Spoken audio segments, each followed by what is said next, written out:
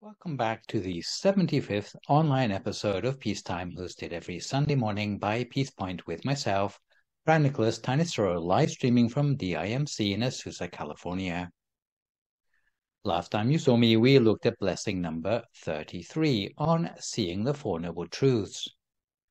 With the Dhamma talk today, we'll continue on our journey through the 38 blessings to the final blessing in the Practice for the Eradication of Defilement subsection. That is number 34 on the Attainment of Nirvana. So today's session will run to about an hour and 10 minutes, starting with a 20-minute talk to distinguish the different sorts of Nirvana, then 40 minutes of meditation and 20 minutes on debates surrounding Nirvana and the practicality of attaining it. According to Buddhism, Nirvana is the ultimate attainment to aim for in one's practice. It's something which, amongst the world religions, is a distinctive feature of Buddhism. We all know that attaining Nirvana is a major feat. Even to understand the concept of Nirvana is also a huge challenge, because it requires steadfast understanding of almost all the preceding blessings, especially those found in groups 8 and 9. So to recap slightly, in blessing 29 on the sight of a true monk, we saw that those limited to a mundane level of knowledge tend to be held back from understanding transcendental matters. It's hard for them to make a paradigm shift in their worldview.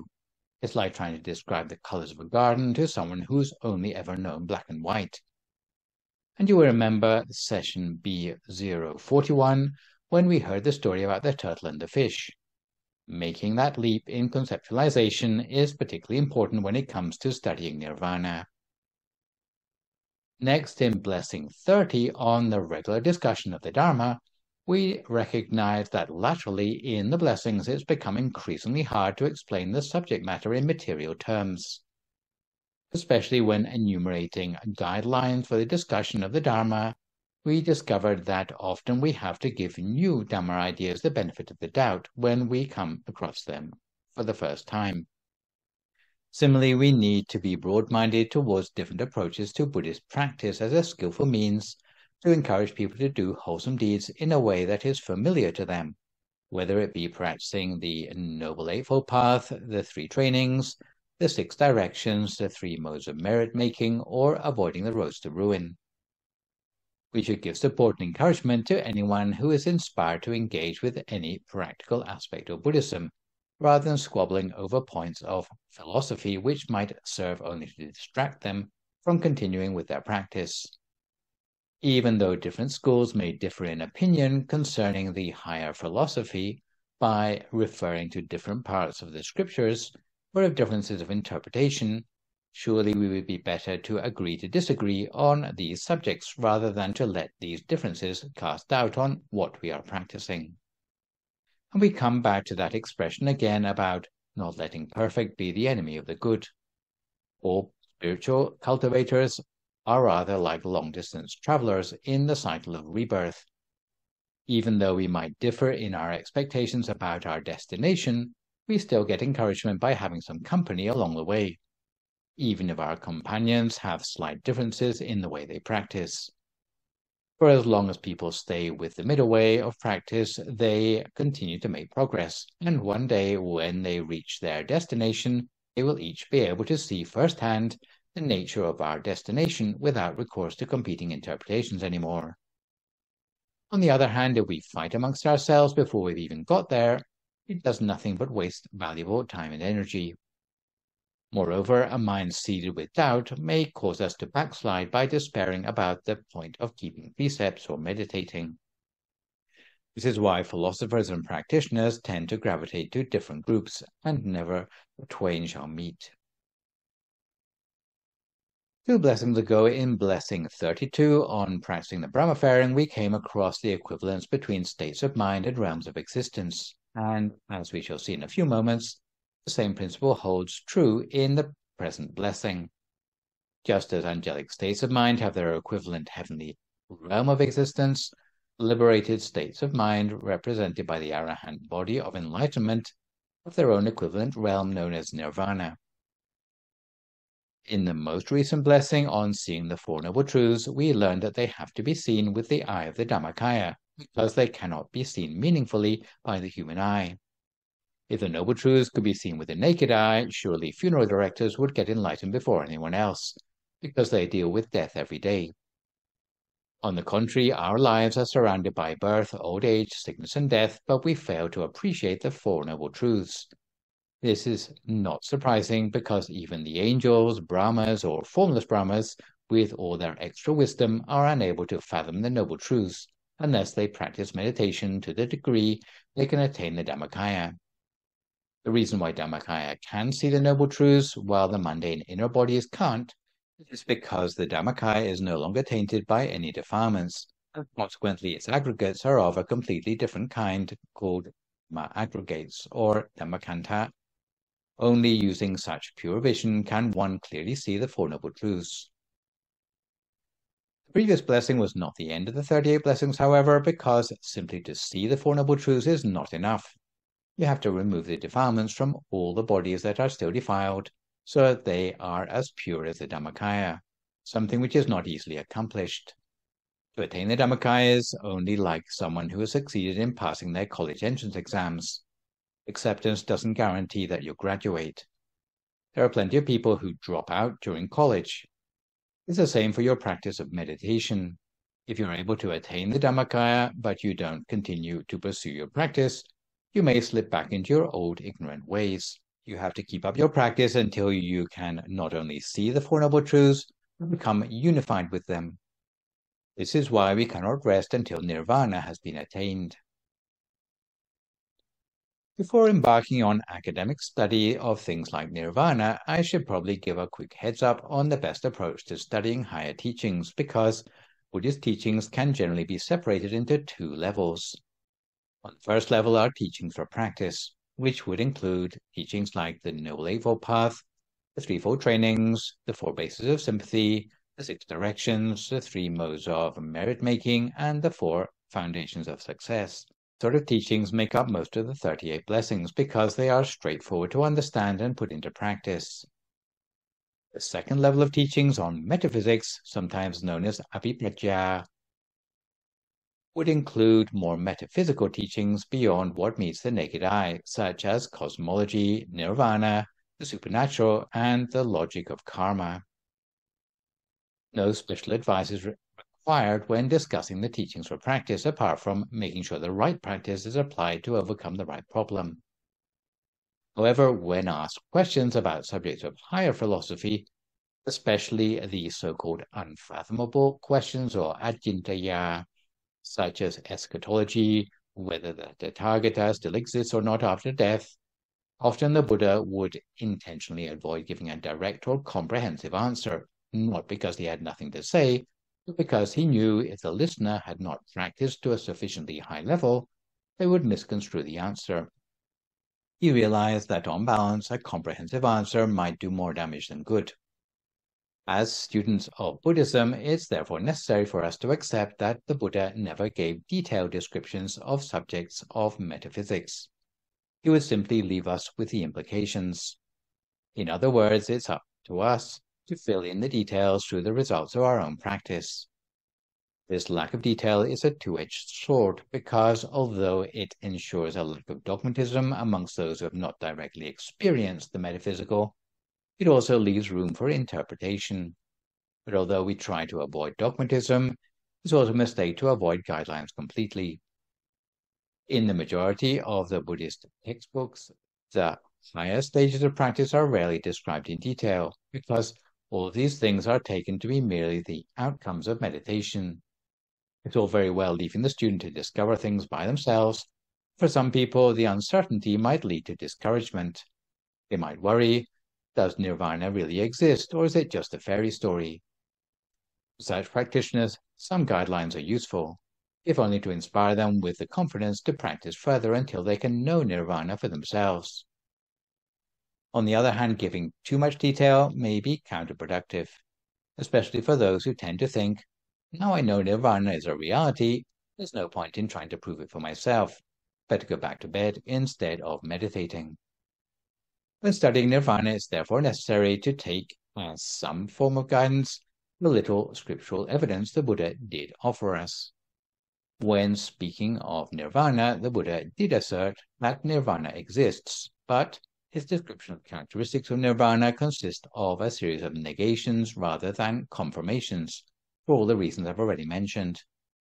As a result of this lack of detail, we can make no firm conclusion about certain characteristics of Nirvana from the scriptures, as we shall see later when we consider the characteristics of Nirvana.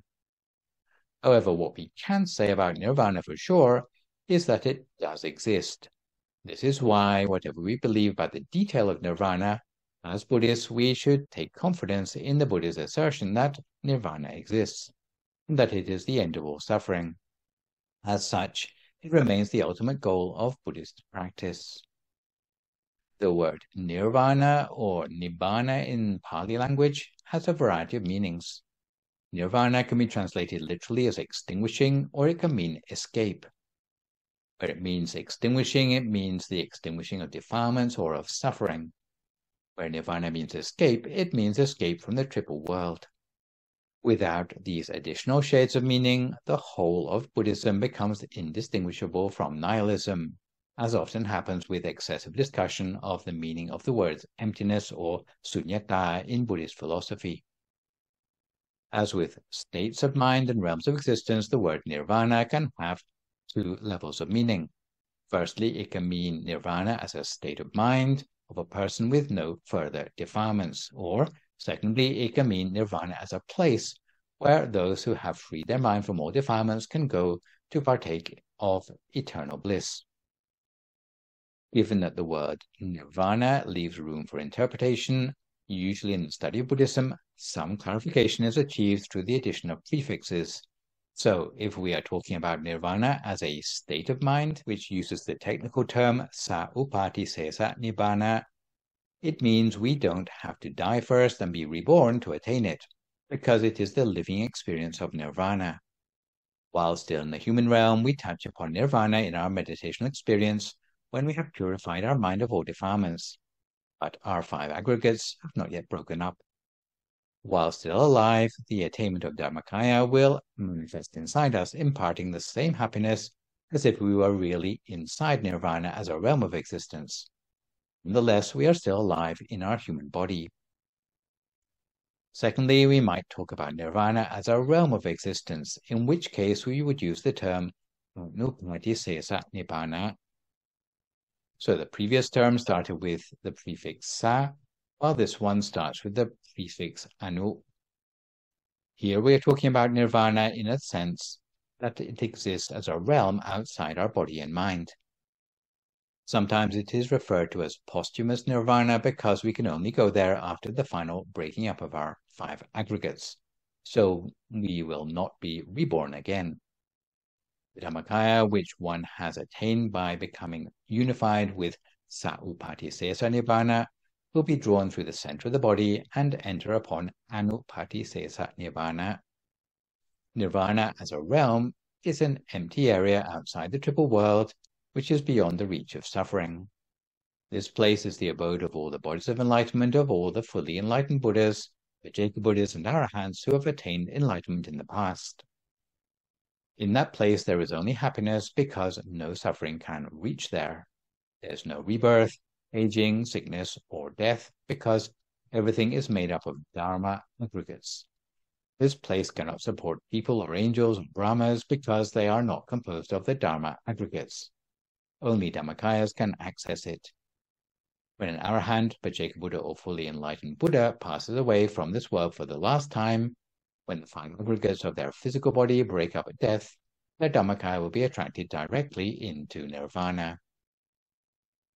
Another term related to Nirvana as a realm is to talk about Nirvana as the location of Nirvana, which is distinguished by the technical term Ayatana Nibbana.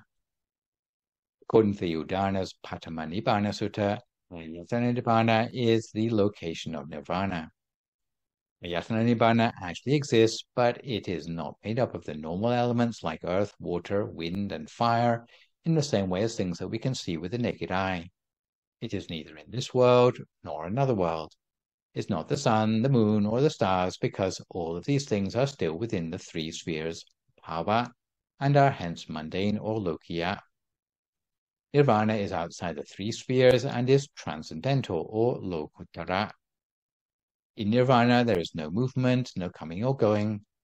Those who have attained Ayatana Nibbana will be able to see past Buddhas sitting deep in meditation or Nirodha Samapatti, more numerous than all the grains of sand in all the four great oceans. All the remains of those enlightened ones are their Dhamma bodies. But Dhamma body is more exquisite than any Dhamma body you can perceive within yourself. Dharma bodies that are self-sufficient with boundless happiness, independent of any outside influence, because the mind of those Buddhas has transcended all suffering completely. Finally, if we are talking about Nirvana as a final destination, we use the technical term Parinibbana. This term is sometimes used as a verb to indicate the action of entry into Anupatisesa Nibbana for the final time by an Arahant or by the Buddha. At other times is used as a noun to indicate the occasion of the final entry of an Arahant or Buddha into Anupatisesa Nibbana at death. Although in the Itivuttaka scripture a clear distinction is made between the terms Saupatisesa Nibbana and Anupatisesa Nibbana, most of our knowledge of the difference between these terms comes to us only courtesy of the commentary by the great abbot of Wapakna, Pasituran Phra Mongkhontep Muni. Without understanding this distinction, the more you read about Nirvana from supposed experts, the more confused you will become, because most of the experts base their opinions on the interpretation of previous experts rather than on first-hand experience. Some texts even go as far as to say Nirvana doesn't exist. Some say it's just a metaphor for having come to an end of defilements. Some go as far as to say that animals can go to Nirvana, which is no real surprise because even the existence of heaven and hell, let alone something as lofty as Nirvana, has been called into doubt by recent generations of Buddhologists. Some believe heaven and hell are nothing more than states of mind, explain that when you do good deeds, you feel relieved and fulfilled, just as if you were in heaven. When you do bad deeds, you feel guilty and anxious, just as if you were in hell. So just as subjective interpretations have been applied to heaven and hell, nothing has been left of Nirvana but its Saupatisesa Nibbana connotation. We are therefore fortunate still to live in a historical era when the testimonies of those who have actually seen Nirvana are still within living memory, so that our inspiration to cultivate ourselves until being able to attain Nirvana can be supported by something more substantial than a mere legend. So before we come to time for our meditation today, there is time for a quick scriptural story that highlights the difference between Nirvana and the realms of the triple world. Once in Rajagaha in ancient India, there was a Brahmin by the name of Wangisa, who practiced a form of necromancy by which he could tell the afterlife destination of a cadaver simply by tapping its skull. The Brahmins were very proud of Wangisa and paraded him from village to village so that people would flock to him and pay handsomely to find out where their various dead relatives had been reborn. On one occasion, Wangisa and his party visited a village not far from the Jetavana monastery where the Buddha was residing. They met many of the Buddhist supporters there, so the Brahmins invited them to consult Wangisa about their relatives' afterlife destinations. The Buddhist supporters were indignant, however, and protested, "What does Wangisa know? Our teacher is the one without a rival. He alone is the enlightened one." As a result, there was a heated argument between the Buddhist supporters and the Brahmins. Eventually, some saw sense and said, "Let's settle this once and for all. Take Wangisa to meet the Buddha, and they can have a showdown." So they went together to the Jetavana monastery, and the Buddha, knowing their intentions, instructed a monk to gather together 5 skulls, one from a person reborn in hell, one from a person reborn as an animal, one from a person returning as a human, one from a person reborn in the Deva world, and one of an Arahant. The 5 skulls were placed in a row, and when Wangisa was shown the skulls, he could immediately tell where the owners of the first 4 skulls had been reborn. But when he came to the skull of the Arahant, he was at a loss. The Buddha said, "Wangisa, don't you know? I know where the owner of that skull has gone. Wangisa then urged the Buddha to teach him the skill by which he would have the ability to tell where the arahant had been reborn. The Buddha told him that the condition of learning such a skill was that he would have to become a Buddhist monk. Wangisa reluctantly agreed and told his Brahmin friends to come back for him later when he had mastered the skill. As a monk, he was instructed by the Buddha to meditate on the 32 parts of the body. He diligently practiced meditation as instructed, and within a short time attained arahantship. Later, when the rest of the Brahmins came back, one asked him whether he had mastered the skill. Wangisa said, "If that's all you have come for, you'd better leave me right now. There's no need for me to learn that skill anymore. I will no longer be going along with you." On overhearing this, the other monks asked the Buddha whether he was claiming to have attained arahantship. The Buddha confirmed that Wangisa knows the death and rebirth of beings. He is an arahant. So the moral of the story is that Nirvana is not just a higher version of heaven, it is actually completely outside the triple world system. If it were just another level of heaven, Wangisa would have been able to find the afterlife destination of that arahant without special training. So now that we are a little bit more well-informed about what is meant by nirvana, let's see if we can get closer to attaining nirvana for ourselves by settling down for 40 minutes of meditation, which today is a recent live recording of the track entitled Loving Kindness and Its Benefits. If at this time you would like to find a comfortable sitting position for yourself as you listen to my guidance.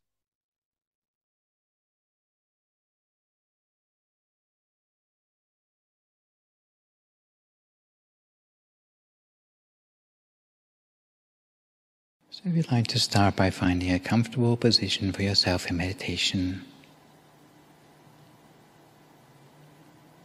If you're sitting on the floor, then with your right leg over your left leg, your right hand on your left hand, with the index finger of your right hand touching against the thumb of your left hand, with your hands palm upwards on your lap. If you're sitting on a chair, then sit with your back fairly straight and find a position of poise for yourself, by which you feel alert and yet relaxed, not leaning too far forward nor too far back, not leaning to the right nor to the left. And make sure your eyes are only very gently closed. Never squeeze your eyes closed, but close your eyes gently, in much the same way you'd close your eyes to go to sleep. And make sure there's no heaviness on your eyelids. If you notice that your eyes are closed too tightly, or if there's any heaviness around your eyes, then you may need to open your eyes and close them again more gently still. From there you can slowly scan down through the whole of your body to make sure each and every muscle in your body is as relaxed as possible.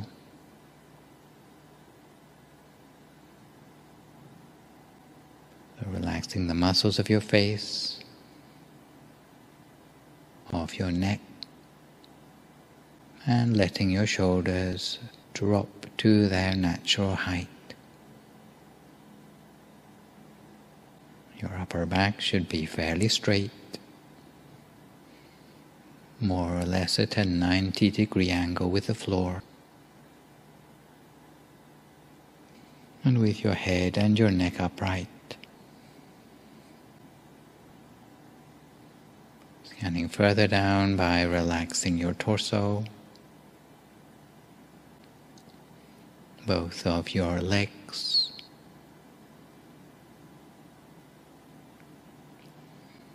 all the way down to your feet and your toes. until you're fairly satisfied that no part of your body remains with any sort of stress or tension anymore. If you do notice anywhere where tension still seems to linger on, you can do your best to relax it as far as possible, allowing you to let go of your body, let go of any concerns about your body, allowing you to turn your attention inward, to focus instead on the feeling inside you, allowing the relaxation of your body and mind to lead you back to the present moment.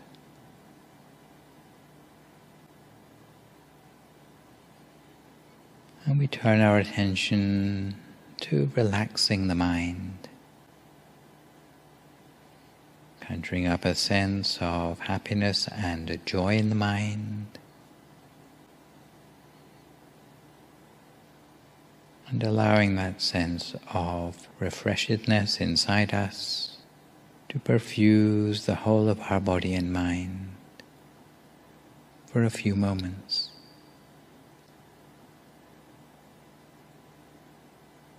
Washing away any worries or concerns, unburdening our mind to leave a sense of lightness and expansion and wholesomeness. Just putting aside all the things that belong in the past, together with whatever will be in the future. And for a few moments we remain in the here and now, which is a useful way to take back control of our own mind, which in the present day is a luxury and a gift in our lives. So we need to embrace any opportunity for this, as we gradually bring our state of mind toward a state of bliss and ease and relaxation, with the same simplicity of bringing a gentle smile to our face, noticing how a smile might relax the muscles of our face, and extending the same feeling to our whole body and mind, like some sort of special medicine that doesn't cost a penny. And as with many things in meditation, approximating to happiness will pave the way to actual happiness, just by reconnecting with the feeling. It's like bringing ourselves back from the normal stresses and worries of our lives. Otherwise our life can be something that's no longer truly our own, almost as if we were sleepwalking through life, or functioning on autopilot, with no awareness of the present moment. But if we're able to stay in the present just for a few moments, immediately we start to heal ourselves, both in body and in mind, paving the way toward more subtle inner experience. And the secret of meditation is to do it with joy, with contentment, because generally anything that we don't take pleasure in will not lead us very far. And when we feel relaxed and refreshed, both in body and in mind, very gently and using no effort at all, we allow our attention to settle and to center to a point within the empty space of our body. Almost as if our whole body had been transformed into some sort of hollow shell.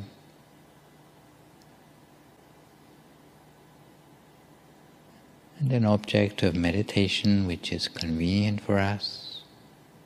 It might be something visual. It might be something that we feel is there. We allow it to slowly gravitate down within the space of our body until it comes to a comfortable place somewhere around about the level of our solar plexus. So it's visual, it might be something bright and clear and rounded, like the sun or the full moon or a star. If it's more tactile, then it may be an object that we know is there by its weight and texture, its temperature. We allow it to settle gently at the center of ourself, while at the same time letting any thoughts in the mind gradually settle out. Gradually slow down and grind to a standstill until no further thoughts arise in the mind anymore. A state known as the standstill of the mind. If any thoughts should crop up in the mind, we do our best to ignore them. And generally they will die down into silence all by themselves. But if we feel the need to use a mantra as a mechanism to run interference on our thoughts and basically block those thoughts from the mind, we might make use of that traditional phrase, Samma Arahang, Samma Arahang, Samma Arahang, over and over again, with the source of the sound coming up from the center of ourselves, gradually lulling the mind towards a state that is increasingly free of any thoughts. And the two things hand in hand, that is, the inner object and the sound of the mantra if necessary, will help to lead the mind to a place of focus within us, while eventually freeing the mind of thought. A standstill of the mind means that the mind comes to rest inside the body, with no further thinking anymore. Some people think that the mind is nothing without the thinking process. But in fact, in your meditation, you'll find out that the mind without thought is much more powerful than a mind caught up in concepts. The mind that is free of thought can start to draw upon consciousness at a deeper level. Consciousness that we might call the gut feeling of the mind, or the inner wisdom of the mind. And once we switch on to these things, it will be like a sense of illumination within ourselves that literally sheds light on the mysteries of the world around us. Because wherever there's light, there will also be knowledge. Wherever there's knowledge, no ignorance can creep in. And all the other impediments to such knowledge, whether it be a sense of greed or fear, hatred or delusion, no longer have a place to hide themselves anymore.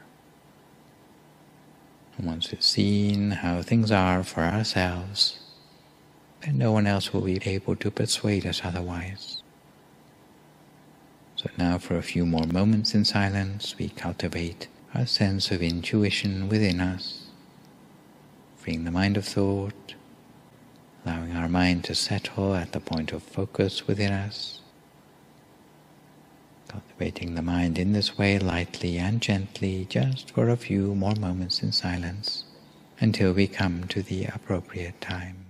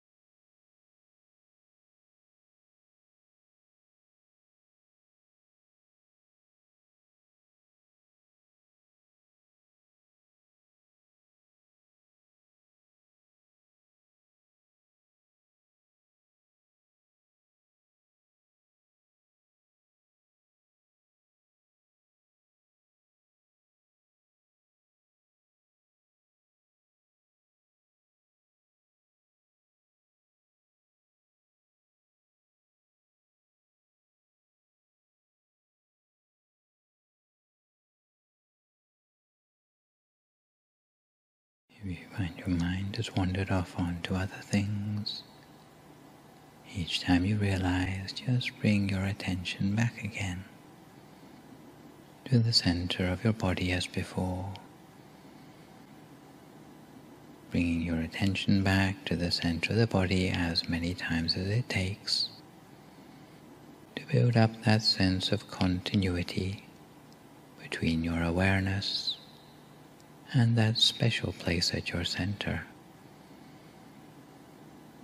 As you continue to cultivate the mind in this way, you find that the number of thoughts become gradually less, with or without the mantra. You'll find that the gaps between the thoughts become gradually longer, until the gaps between the thoughts become longer than the thoughts themselves. And you start to be able to see through to what lies beneath the thoughts in the mind, beneath that superficial layer of rational thinking, giving you access to more intuitive places in the mind, a deeper level of the subconscious, gut feelings, inner wisdom, until at the point where the thoughts die down completely, you start to have a permanent connection to those deeper functions of the mind. Sometimes when we are new to meditation, we may find that there are so many things popping up in the mind, as if our mind is still busy, rather like the ocean with one wave after another. But if we're able just to accept that this is how the mind is, rather than getting worried or upset the way our mind behaves, then we will starve those thoughts of attention, simply acknowledging and bringing our mind back to the object inside us, until gradually we'll start to master the mind, rather than be slave to our own distractions. But for now we keep our mind on track, lightly and gently, keeping our mind in place with nothing more than a feather-light touch, each to our own practice for a few more moments in silence, until we come to time for some loving kindness meditation.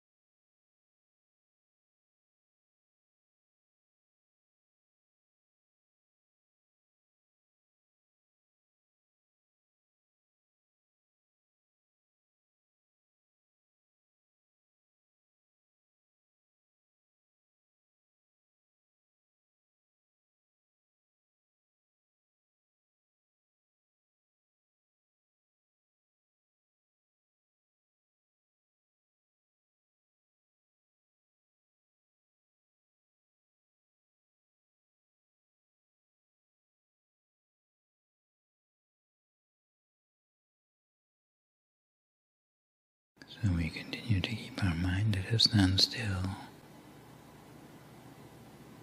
at the center of ourselves, at the center of whatever inner experience we've built up for ourselves as a result of the meditation so far today. For some people it may be like a clear, bright sphere of brightness at the center of the body. For others it may be more like a feeling of warmth or well-being, again centered around the middle of ourselves. But whatever sort of inner experience we have attained, we touch with our attention very gently at the center of that experience. Touching gently with the same lightness of a feather floating down to touch on the surface of some water, so lightly that there's not even a single ripple on the water surface. In the same way, we touch gently with our attention at the center of the inner experience within ourselves. And soon we'll find that the inner experience of the mind, whatever form it takes, will gradually expand outwards in size, expanding outwards until it is the same size as our whole body, almost as if we were sitting inside a sphere of our own well-being, or the sphere of our own light. And we can make a wish to ourselves that may we be well and happy, free of all suffering. And touching again with our attention at the center of the body, the sphere of well-being or the sphere of light will spread outwards beyond our own body, outwards in all directions, just like the moonlight shines outwards from the full moon in the night sky, or just as a block of ice spreads coolness in all directions around itself into the surrounding atmosphere. In the same way, our loving kindness spreads all around us, extending a sphere of loving kindness outwards into the room in which we are sitting for meditation, as we make the wish that may all living beings here in this room be well and happy, free from all suffering. And we can extend the loving kindness further still, outwards from the center of the body to encapsulate the whole of the building in which we are sitting for meditation, with the wish that may all living beings here in this building be well and happy, free of all suffering. We spread the loving kindness further still outwards into the neighborhood, with the wish that all beings in this neighborhood be well and happy, free of all suffering. Further outwards to the whole city around us. And if you find it easier, you might imagine it as a map seen from above, extending loving kindness almost in bird's eye view.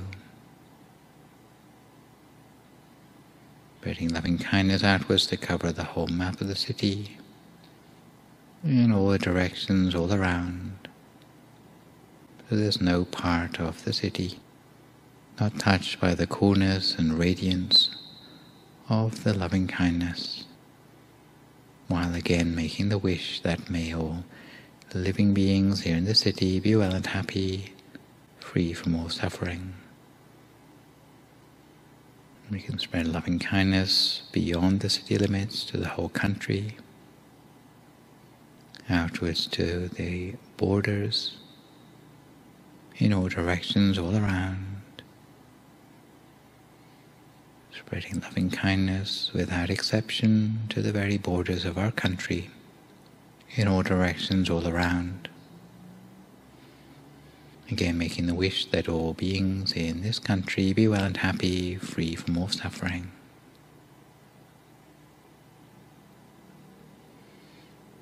Before extending loving kindness to neighboring countries, outwards in all directions to living beings without exception, with the wish that may all living beings be well and happy, be free from all suffering. Outwards to the whole continent, every country on this continent, so that our loving kindness spreads its coolness and radiance to the citizens of every country, with the wish that all living beings on this continent be well and happy and free from all suffering. Outwards to every continent of the world, whether it be Asia, Europe, Africa, North and South America, Australia or Antarctica. So there's no corner of the world not touched by the radiance and coolness of our loving kindness. Extending loving kindness to every place on the surface of our planet, again with the wish that every living being without exception, whether on the land, in the air or in the sea, be well and happy, free from all suffering, allowing all beings to live together in peace and harmony, so that true peace may prevail on our planet. And we can also extend loving kindness in all directions, outwards into the universe, to the front and the back, right and left, above and below. Extending our loving kindness outwards into the universe around us, with the wish that wherever there be living beings, they too be touched by our coolness and radiance of loving kindness. In this way we extend loving kindness without limits, without exceptions, to the galaxies and the cosmos around us. And in the days of old there were certain ascetics who used to specialize in the spreading of loving kindness, retiring to the seclusion of the forest in order to meditate. One particular ascetic used to favor the practice of loving kindness especially, practicing it on a daily basis, by day and by night. Whenever his mind was at ease, he would spread loving kindness, sometimes in the eastern direction, with the intention that may all living beings in this direction, even from the smallest creatures, 2-footed, 4-footed, with many legs or no legs at all, be pervaded by my loving kindness. On another day he might spread loving kindness in the same way to the western quarter, to the northern quarter, to the southern quarter, upwards or below. And by spreading loving kindness consistently and regularly in this way, he found that when he slept in happiness, slipping into deep meditation. It would bring him joy the whole of the time, and he would have a dreamless sleep, or if he did dream, it would be of auspicious things. On waking, he felt refreshed, free of sleepiness, and he always had a radiant complexion because of his practice. There was danger in his midst that would never harm him, and he was loved and respected by humans and non-humans alike. He was able to enter upon meditation easily and attain higher meditation with ease, because he was able to let go quickly of external events, bearing no anger or grudges towards anyone. His mind was bright at the center of his body the whole of the time. As a result of his loving-kindness practice, the forest where he lived soon became abundant with fruit. Even humble animals that were sworn enemies like deer and tigers, coming into the vicinity of the forest, were able to coexist in harmony, because even their minds responded to the purity and clarity of the loving-kindness meditation. So having spread loving-kindness in this way, we can condense our awareness back down again to the center of our body, taking careful note of the brightness, the clarity, feeling of peace and joy at the center of the body, and the sense of well-being. Remembering this feeling as well as we can, because this feeling represents the state of progress in meditation that we have made up until now. And if we can remember this feeling as well as we can, the next time we sit down to meditate again, we can start again from this feeling. Start by conjuring up this feeling, and then we can continue to make progress next time from where we left off. So for the last few moments of this meditation, we take a few moments to make a mental note of the state of our progress in meditation, remembering the feeling as well as we can for a few more moments now in silence.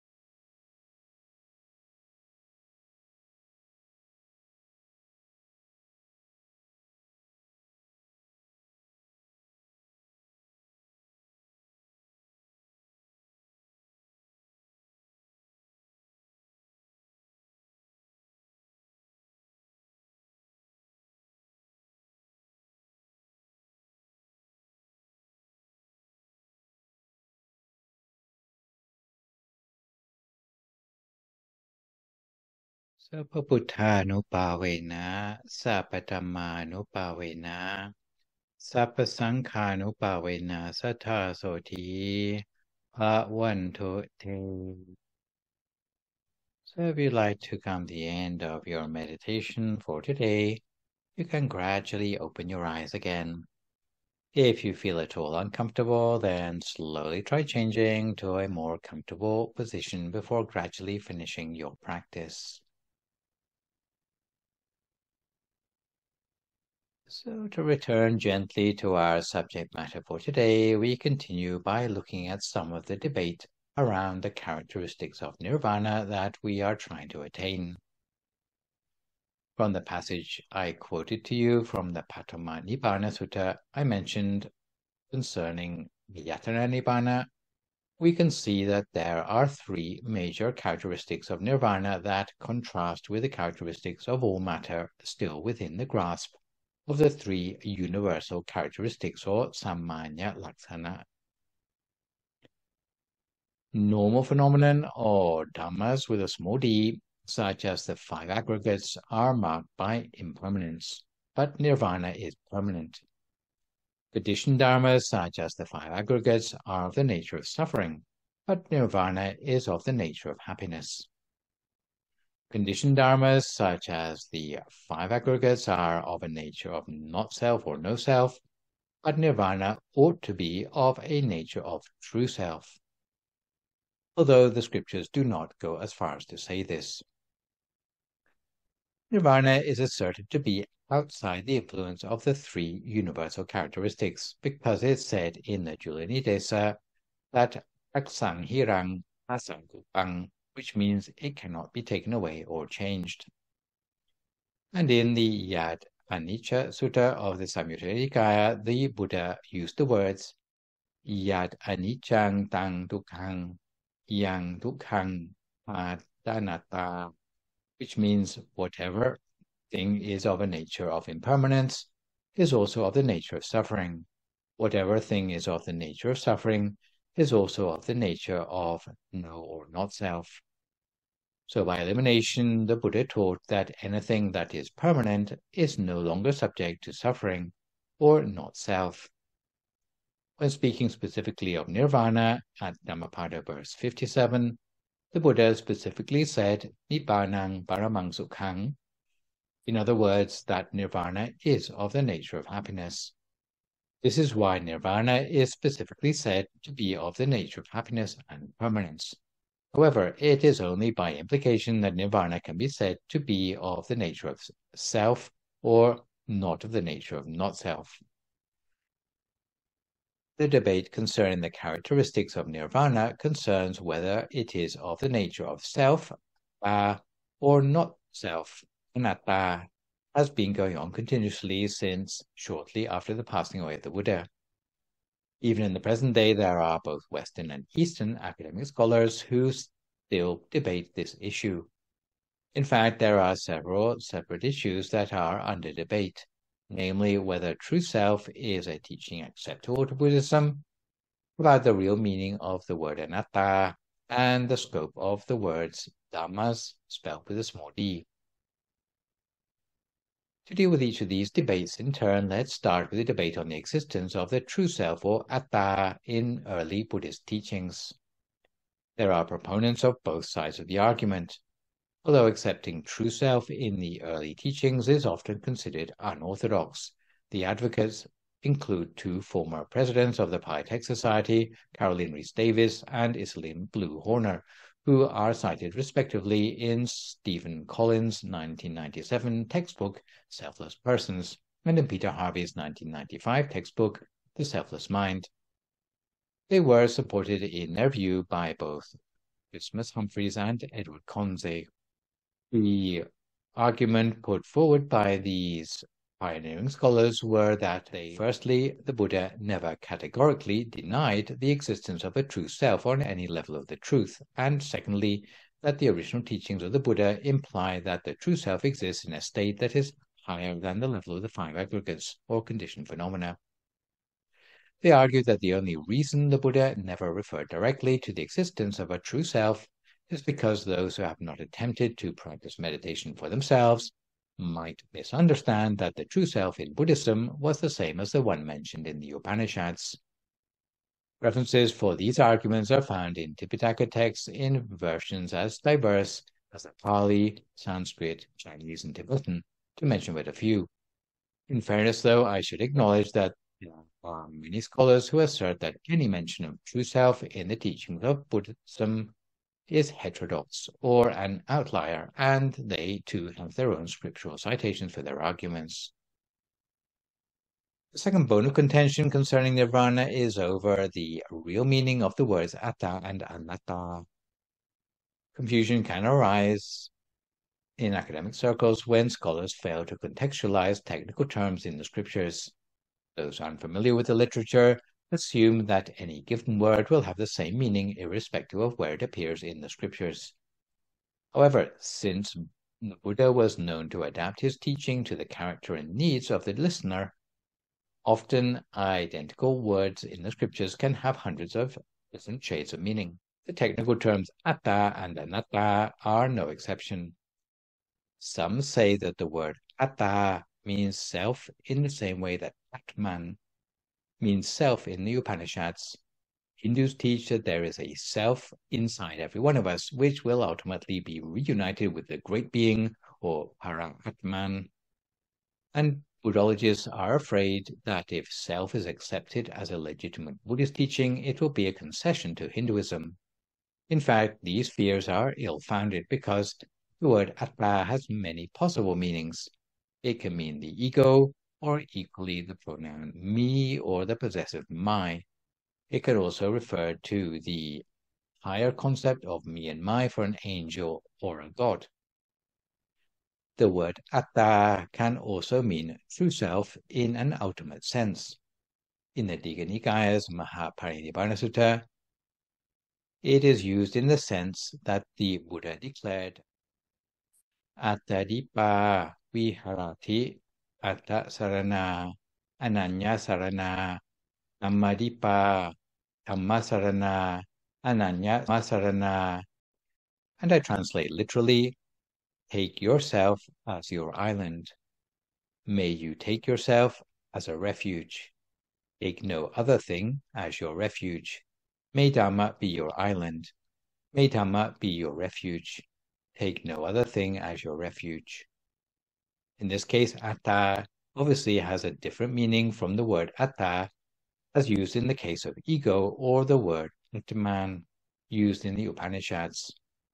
This is why in the study of the Tipitaka it is essential to distinguish the definition of the vocabulary we meet contextually for each occurrence. For the word anatta, we need to be no less careful.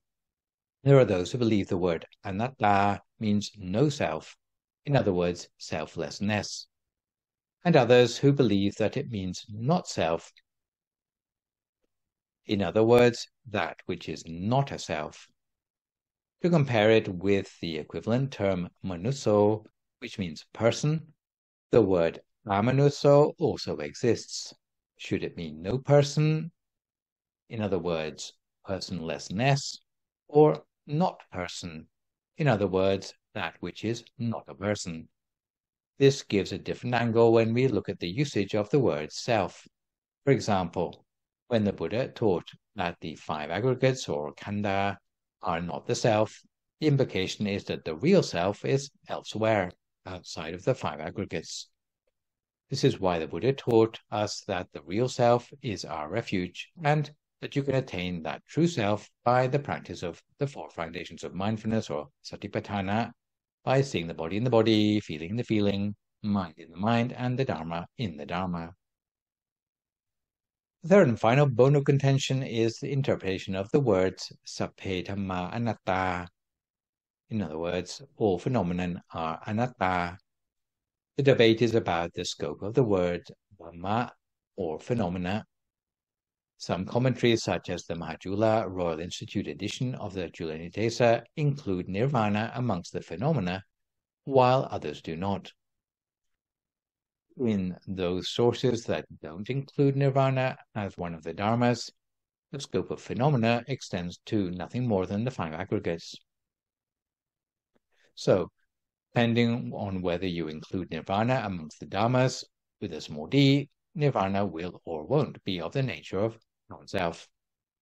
For each of the debates I've mentioned, there are many supporting references from the primary sources in various languages. There is analysis of each in comparison with the principal teachings of Buddhism. There are conclusions of possible implications and conclusions from each side of the argument. For example, if there happened to be no self, how can we explain the operation of the laws of karma between one lifetime and the next? There's no consensus of opinion to the contrary, but the lack of clarity does nothing to quench the ferocity of the debates. For sure, if you want to attain nirvana, either as a state of mind or as a final resting place, you have to practice the Noble Eightfold Path perfectly. You need to perfect all 8 components at the same time, whether it be right view, intention, speech, action, livelihood, effort, mindfulness, or concentration. But another way, you need to uphold the precepts, which will give you right speech, action, and livelihood. You need to practice meditation, which will give you right effort, mindfulness, and concentration. You need to attain perfect wisdom, which will give you right view and intention. Just like when you're cooking, you need to add all the ingredients to turn your recipe into a meal. In order to attain the Dhammakaya at the initial level, in other words, Dhammakaya Kudrapu, you need to practice the precepts perfectly, even if your meditation and your wisdom are not so well developed. If you develop your meditation further, you will soon be able to see the Four Noble Truths, for which you need precepts and meditation that are perfect, while leaving your wisdom with a little room for improvement. Once you get to the point where all 3 precepts, meditation, and wisdom are perfect, only then do you have a chance to attain nirvana. So, the practicality is that as your wisdom improves, you'll be able to attain the Dhammakaya of an arahant. When an arahant passes away, their physical body goes to the funeral pyre, but their dhammakaya will enter upon anupati sesa nirvana, and there will be no further rebirth for them. In conclusion, if you want to attain nirvana, you have to attain nirvana that is inside yourself. Only those who have practiced all the blessings up to this point, with special emphasis on the strict practice of the Noble Eightfold Path, will have a chance of attaining nirvana. As said, Buddhism is not an exclusive religion.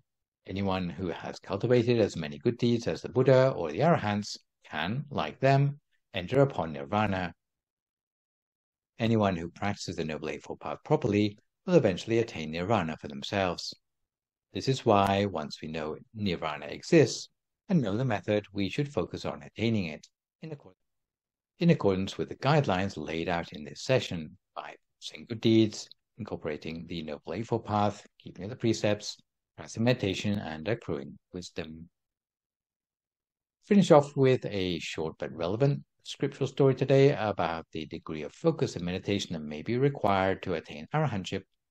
There was once a young man called Tissa who heired from a wealthy Kutumbiya or landowning family in Savatthi. He renounced a legacy of 400 million and became a monk dwelling in the forest. His younger brother's wife, who had inherited the wealth in his place, was afraid that Tissa might change his mind and come home asking for his fortune back. She could not sleep in peace and therefore decided to send a gang of thugs to murder him. The thugs went to where Tissa was meditating in the forest and surrounded him. Tissa asked them what they wanted. The thugs replied that they had been sent to kill him. He didn't resist, but begged them to spare his life for one further night to give him enough time to strive for enlightenment. The thugs asked who would guarantee that he would not run away in the night. And because there was no one else to call as his witness, he picked up a stone and used it to break both his own thigh bones as a token that he would not attempt to escape, asking them whether that would be sufficient guarantee. The thugs grudgingly agreed to his conditions, but they still built a fire nearby to keep an eye on him until dawn. During the night, he overcame his pain and, reflecting on the purity of his own self-discipline, meditated for the whole of the night until he was able to become an arahant at dawn, at which point he no longer cared whether the thugs killed him or not, because he had overcome suffering at its root. So this session I have introduced to you Blessing 34 on the attainment of Nirvana. You might wonder if there's anything left to study after attaining Nirvana. And indeed, what remains of the 38 blessings is mostly to do with the benefits accrued to those who have already got there. So for my next live session online, which will, fingers crossed, be a week on Sunday morning, we'll move on to the first blessing of the final subgroup, number 35, on a mind invulnerable to the worldly vicissitudes. For good measure, I'd like to remind viewers that you can email your questions about meditation or what you've heard in the lecture to the email address that you can see spelled out in the slide, and do my best to answer these on my next session. In the meantime, I try to avoid recklessness or complacency as we continue to deal with the knock-on health and economic effects of the pandemic. Maintain a positive mood, speak only positive words, forgive others, extend good wishes to others, and meditate daily. Hopefully, as a result of today's session, you will feel better informed about Nirvana and how to attain it. So for today, this is me, Phra Nicholas, signing off for today. So long, folks, and stay safe.